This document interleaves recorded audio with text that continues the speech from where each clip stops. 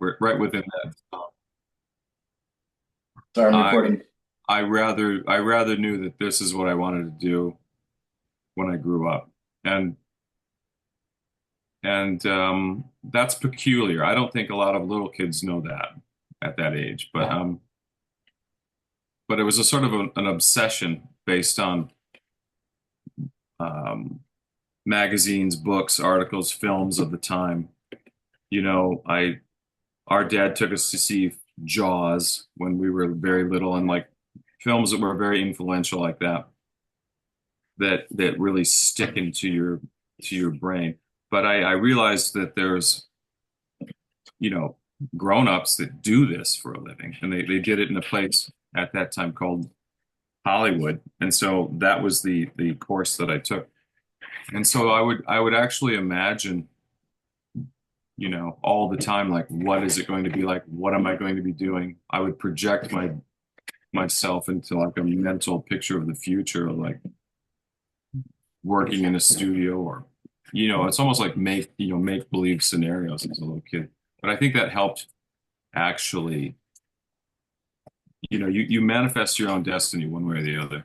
And if you think positive thoughts about uh, and visualize what you want to have happen, it will absolutely happen. I'm telling you right now. If you're negative about yourself, or if you doubt yourself, you're going to be in a much stickier situation. So you just said visualize. That's something that we just been talking about. So I'm glad I just backed up. And no, we did not pre-think this all out. This is all just kind of, it's a weird thing. He and I have been working on different sides of the country and different areas and different things. We did one movie together in '97 called Instinct down in Jamaica.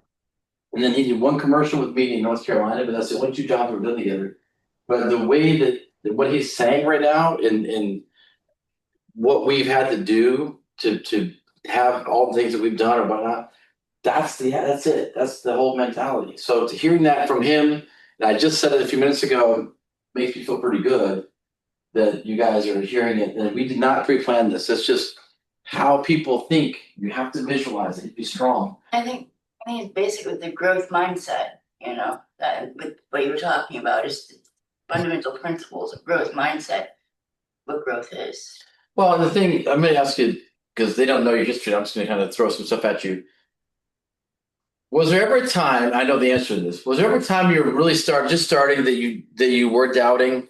You know, is this going to work for me? Will I ever make any money at this? Do I have to move back to Michigan? Like, was there ever a time early on you had that thought? I think there was an early point where, after working at Makeup Effects Labs, when sorry, there's noise going on in the back, but That was that that I think I had like $60 in the bank.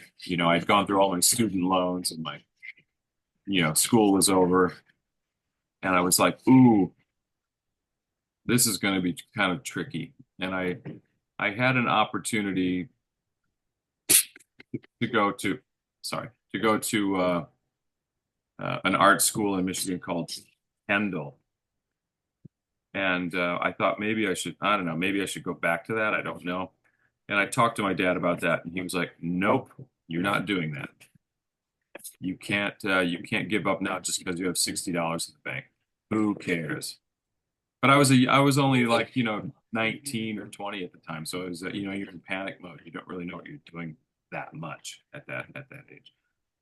But he was right, because like 2 years later, everything kind of like swung around, and I would have missed every opportunity in the world. So you just have to kind of press on. so basically our dad was probably the best motivator. He would say, I don't care if you're going to be a ditch digger, be the best ditch digger, but don't give up. Don't do it. And for me, when I had doubts, he'd be like, the famous line, don't get your job in doubt. I don't know what that means this day, but I guess it means don't get depressed. I don't know what that means. But, you know, it's one of those things where you do feel like, did I make a mistake? How am I going to pay my bills? How am I going to buy a car? How am I going to pay for it? What's going on?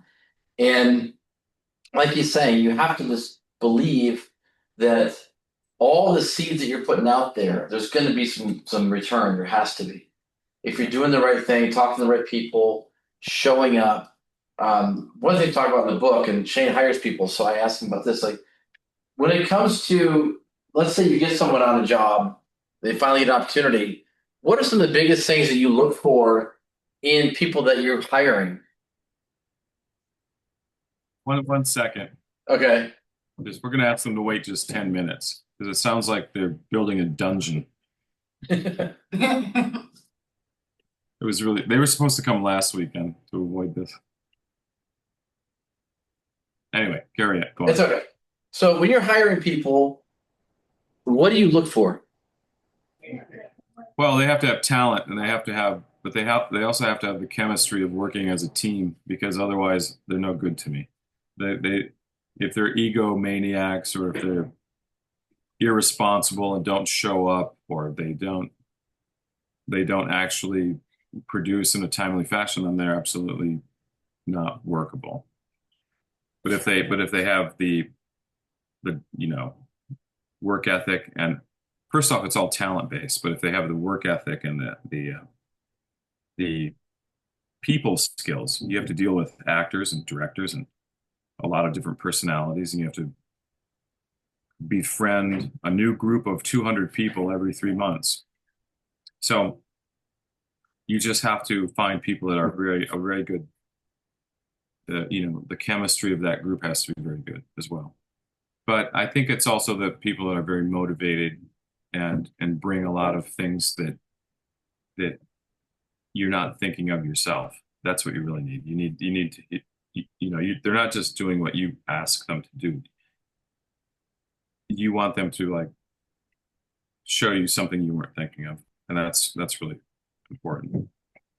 So that was something I was talking about a second ago too. When I hired people for my commercial, I wanted them to bring something to the table, not just come in for a paycheck and do it. I wanted them to think, hey, here's a better lighting setup, or here's a camera setup we could do, or what do you think about using this lens? I was like, oh, this is kind of great. So ultimately, yes, like I said, it was my name on the contract or whatnot, but it took everybody, their input, their ideas, their willingness to, think outside of the box if they had to. I hate that term, but it's kind of what you got to do to make the project partly theirs too. Again, it's Legacy Effects' job. It was Film Dog's job, but I wanted people to kind of take some ownership in that what they were hired to do, and to show me that this was a good choice to hire them. So I wanted people that took initiative and weren't afraid. If I had a bad idea too, I never did, but if I ever did, just kidding. If I had a bad idea, I wanted to go, hey, Chris, maybe, can we try one take like this, or can we try one? Yeah, okay, we'll try it. We're within budget, we can do that. And sometimes you surprise yourself.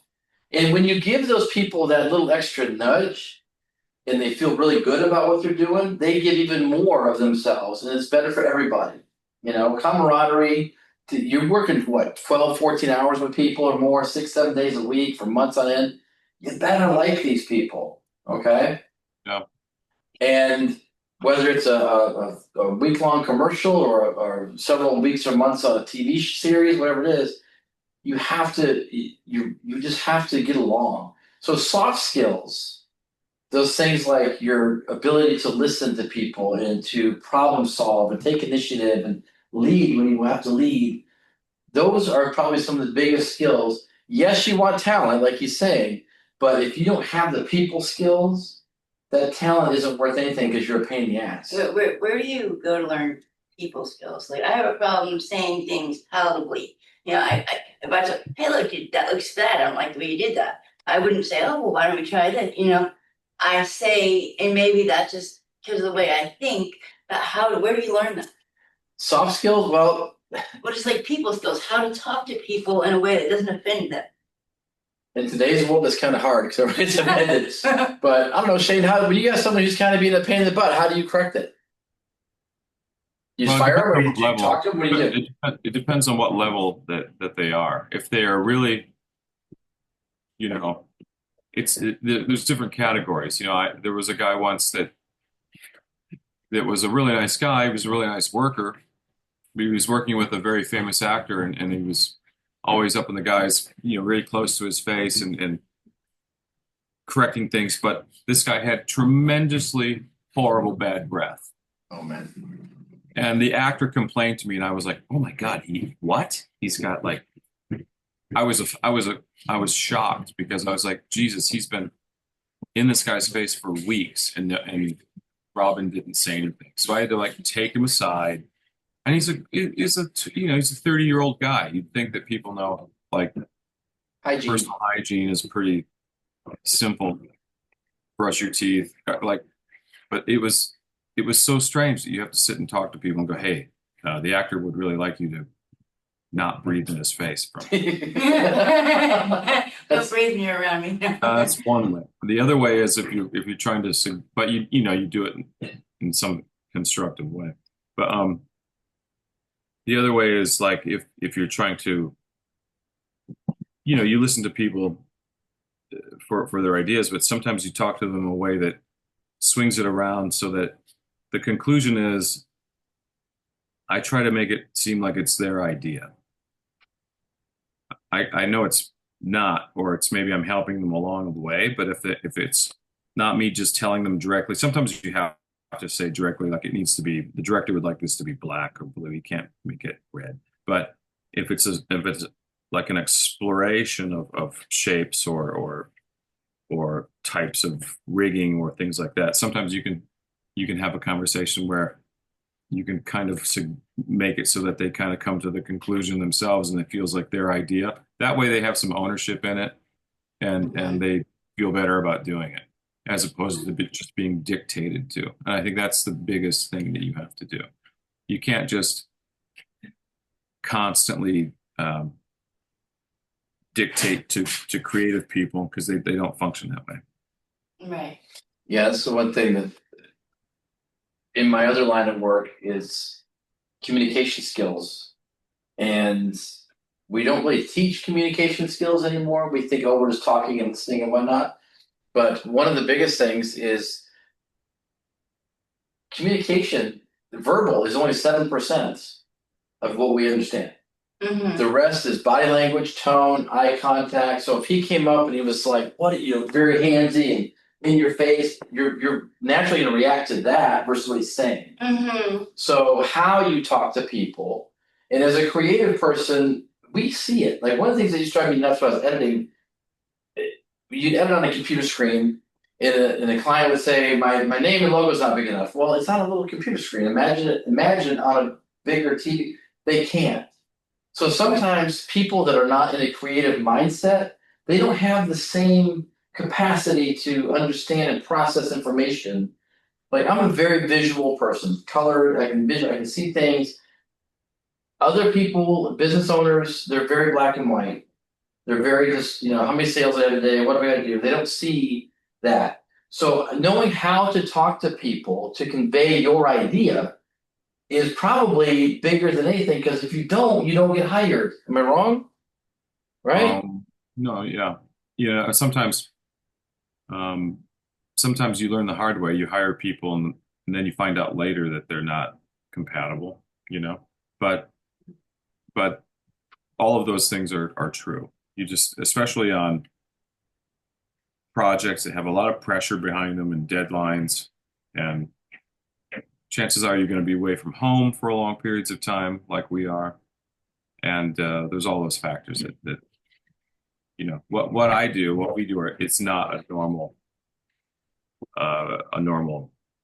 job. It's more like it's like being sent off on a mission to, in the military. It's like, I don't know where I'm going to go next. I don't know how far away I'm going to be. Like we have 3 projects coming up. One's going to be in Prague, one's going to be in India, and one's going to be in England. Wow. They all kind of work at the same time. So you have to find teams of people that are going to, first off, want to go to those countries. So right now I'm in the middle of trying to find who's the best fit for each place, who's up for a real adventure, who wants to go to India, because that's a rough place. Mm. It's not the Western world. It's a very from what I've read and I've heard from other people, it's got moments of beauty, but it's apparently just like a very uh, very dirty place, a very difficult place. So you have that takes a certain type of mindset to send people to that for 2 or 3 months to work with. It's very hot, very humid. Prague is a very beautiful place. I mean, it's really easy to get people to go to Prague because it's like a really pretty European city. And England is England. It's fine. It's just you're just not going to eat very good food for a while. That's all. But this is how it goes. You know, you just have to find the right group to because they have to represent also the studio. I can't be there for every job, and I don't want it to fail. You know. Yes. Yes, you have a question? What is one of the biggest hurdle for either of you? What is one of the biggest issues you faced, and how did you uh, uh, jump the hurdle, so to speak? And how did you fix the issue? What was your issue, and how did you fix it? In what capacity, like a And job or speaking to a job? as a creative, like what's something maybe in the film industry, like it was something that you really was difficult for you to deal with, and how did you? I don't know how to answer that exactly because it's part, what we do is you're either inventing things or you're problem solving and working with what you know. I think that what happens is probably about every 10 years, technology makes some huge leap that rattles the cage. Like during Jurassic Park, it was CGI. There were small uses of CGI in The Abyss and then in Terminator 2, it was kind of like being developed. But after Jurassic Park, the whole world exploded with digital facilities, and they're everywhere in the world. They're in Spain, they're in Russia, they're everywhere. It's a global community of effects houses. And so now, and you adapt to that. Right now, what's happening with AI is really strange because, people are making little movies on these programs that just seem to have come out of nowhere Yeah. overnight by just typing in prompts and waiting for the computer to do the work. Everyone's a little concerned, like directors of photography, editors, computer animation people. They're trying to find a way to contain that. The genie's out of the bottle, so to speak, but there is a worrisome trend for designers, and a lot of other people. Now, if they can be used as a tool to help things along, then that's fine. But you just don't want to have it replace people. Jim Cameron and a friend of mine, Rob Legato, who's a visual effects supervisor, are working on a system. They're embracing it. They're working on a system that will actually help effects people use AI by not eliminating their jobs. And I think that's a very important thing to do. So that's something that you have. That's a challenge that has to be taken care of. So those are sort of the bigger challenges, really, because you have to survive those advances. It's kind of like uh, you know Henry Ford replacing the horse and buggy. There's like it just happens overnight, and all of a sudden there's cars in the world. And now there's cars in the world. Now there's flying cars. Now there's whatever there are. But though I think those are the bigger challenges more than any uh, technical challenge or artistic challenge for things. Okay. That's funny because we were just talking about the AI and incorporating that and using it as a tool. So That's cool. Yeah, that follows just what we're saying. and it's I was talking with some other people, and people are the thing too. When you hear about technology, you're going to hear stuff on TV. You're going to hear stuff in people's ideas of what's going to happen. A lot of it's fear mongering because they just don't know. Right. And I told you, Amazon right now, if you write a book and you say you wrote it, it will set it through an algorithm to see if you actually use AI. If it's all AI, you have to say it was not written by you, if it by a computer. Oh. So what I did with my relaunch was I took my existing file, ran it through to correct anything or just spruce, but it was still me, and that passed everything because one, the book was already on and they saw it was real. So I think what's going to happen with everyone's going to be a creative all of a sudden, right? I'm a creative person, but when the technology changes, they can't keep up or they can't really do what they do, they're going to fall behind. I think a real creative person is still going to have that belief system, that talent to figure out how to use the computer or how to use that as a tool. He's right. Back in the day, we went from film to digital, and we went from film to mini DV tape digital. I hated it. So I didn't like the look. I didn't like. We had to change cameras. We had to change editing. Everything had to change. It was just like, oh my gosh, it was so expensive. But then in 1998, my first commercial, we ran through on an Avid system, which was a $150,000 Avid system. We did a thing called Film Look. It was a digital rendering of a digital video, and you could pick the film stock that you wanted to use, and it would then re-render that video to look like a film stock, like it was shot on film. You'd never done it before. No one had done it before. We did North Carolina for a place called North Star Sound and Post. They did all the posts for all the Muppet movies in the early 2000s. And I said, well, let's just try it. Let's see what happens. It took 36 hours to render a 30-second TV commercial, which today is ridiculous. And what it did is it took the lighting down a stop. So it came out dark, but we didn't know. We'd never used it before. We were the first ones to ever use that program in the state of North Carolina. And for anything involving this, so we were kind of like a guinea pig. So after that, if we were going to use Film Look on video, we would up our lighting when we shot. So when we edited and it went through that, it would drop everything down just like a normal lighting. Like this room looks normal, but if we shot in here, it'd be brighter because it would bring it down a stop. We didn't know. So that was an issue that technology, we had to reshoot things that we used to do, and also makeup. When HD came out, Shane probably tell you, Max Factor had to come up with a whole new airbrush makeup. I think it was Max Factor, but airbrush makeup came out because if you use stroke on people's faces in HD, you see everything.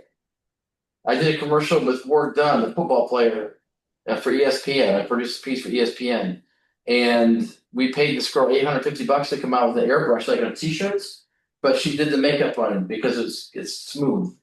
That's all because of HD. So those are technical changes, but that was somebody's had to come up with. But like you say, every couple of years something's going to change. No, that issue with lighting or things like that, is that such an issue now that we have things like DaVinci Resolve or other movie editing software? I mean, can you not go in and fix that, blow up the pixels and Yeah, this was 20 some odd years ago. We didn't have that. So now, again, like he's saying, it makes it easier, but also is it changing the aesthetic of the look? I like film personally. So to me, video looked a little too clean and whatever. But again, everything changes. So it's just they don't really shoot on film very much anymore. Yeah, it's not even a thing anymore. It's scary. The cameras today are just a little bit bigger than the Bell and Howell camera, Super 8 camera I had when I was in high school. So basically, it's saying a Panavision camera back in the day, like the one I showed you in that picture, about $400,000, right? And the big thing in the back is what held the film. You have a loader and a slipper guide, loads film and whatnot. And then the first HD camera that came out was about 300 grand. So I went to the symposium in 1998. It was huge, gigantic. Now the power in your phone, HD 1080, I could probably shoot a better quality video on my phone than I did with a $15,000 camera, $20,000 camera I was using years ago, because of the technology. And now everybody can do it. You can plug in a mic in here. Everyone now is a podcaster or whatever, and it's all technology driven. So that's what I see. Yep. But Can you refresh my memory on what it's referring to when it talks about HD 2K and 4K? I mean, I know that that's like the pixels. It's 4K, I believe, is the highest quality. There's 720p, 1080p. 720 was what a lot of the TVs came out with. It was a little bit less pixel. 1080 was a higher pixel, I believe, if I'm not mistaken. So that it was clearer, it was cleaner. Mhm. You know, like you reach in. I don't like that look. It's too clean. I like the The film 4K? just digital period. I don't like it. Oh, I okay. think it looks too, I don't know. Some of the TVs are smart TVs. The things you can look at. I watched Jurassic. Actually, it was on at the gym a couple of weeks ago, and you can tell the CGI from 1994. Looking at it on a smart TV, you could. It's just. But when it Yeah. came out in '94, it was That was- amazing. It But was that's the infancy of the thing. Yeah. That was like Yeah. So, all brand new. but smart TVs make I don't know. It's just different. But when you're a creative person, like you said, you just got to have a visual. You got to do your thing. But are you good on time? I should probably go so these guys can really jump into Do work. you do any questions? Anybody? Nothing? Yeah. Seriously? What instruments do you play? I play the drums and I also play piano and guitar. Cool. I play drums too, and um, have been learning guitar for about 10 years, and also since 1992, violin. So that's fun. Yep. It's good. And then he writes and different stuff. And It's just what we do. Ableton. Huh? Ableton's fun. what was that? Music producing. Okay. Yeah. Okay, I didn't know what that was. Yeah. I don't do music. I've always wanted to. Like I just never. I've never. I probably should. Is it not that old? I should learn how to play something. I It's think never it'd be it's fun. never too late to start. I know, right? So I'm sitting here going, "Hey, don't be a fixed mindset." I'm sure that's see what happens. Yeah. It's just one of those things you got to say. But yeah, I've always wanted to. I always thought the saxophone was awesome because all the '80s cool '80s songs always had that saxophone in there. I thought it was cool, and I always thought being able to pick up a guitar anywhere and just play something would be awesome to do. But I was real quick. Remember Hanson's Music Store back in Greenville? Yeah, I think they're gone. Okay. Yeah, I'm sure they are. Speaking of bad breath, so I was taking guitar lessons dear. in the fourth grade. And Yeah, I I remember. walked down the Hanson's Music Store and I would do, I think it was like 30 or whatever minutes it was. And it was this little room, like just a tiny little room. And I don't know if it was the dad or the grandpa, somebody smoked cigars, but he was the guitar teacher. And he smelled so bad, like just from cigar and smoke, nasty. And I couldn't breathe.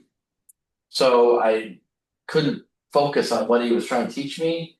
So in between lessons, I had to practice different things. Well, I didn't remember what the heck he said because I was trying to not choke on his breath. So finally, I told mom, she's like, "Why aren't you practicing?" So I told her that the guy's breath stunk too bad. She thought I was just trying to get out of going to guitar lessons. So that was it. I never went back. So horrible story. Oh, you can pick up with it. I should. I have a guitar at the house. Liam has one. I did send it to him.